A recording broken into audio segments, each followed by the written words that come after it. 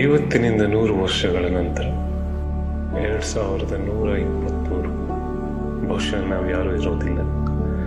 ಕಷ್ಟಪಟ್ಟು ಕಟ್ಟಿದ ಮನೆಯಲ್ಲಿ ಯಾರೋ ಅಪರಿಚಿತರು ವಾಸ ಇರ್ತಾರೆ. ನಮ್ಮದು ಅಂತ ಮಾಡಿಟ್ಟಿದ್ದೆಲ್ಲೂ ಮತ್ಯಾರದು ಆಗಿರುತ್ತೆ.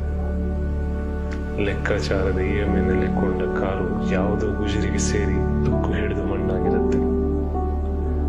ಮರಿಮಕ್ಕಳು ಕ್ರಮೇಣ ನಮ್ಮ ಹೆಸರು ಮರೆತು ಬಿಡ್ತಾರೆ. ವರ್ಷಕ್ಕೊಮ್ಮೆ ಮಾಲೆ ಹಾಕಿಸ್ಕೊಳ್ಳೋ ನಮ್ಮ ಫೋಟೋ ಕ್ರಮೇಣ ಕೆತ್ತಲು ಹಿಡಿದಿರುತ್ತೆ. ನೆನಪುಗಳಿಂದ ಮರೆಯಾಗಿ ಗತಕಾಲದಲ್ಲಿ ಲೀನವಾಗಿ ಬಿಡುತ್ತೇವೆ.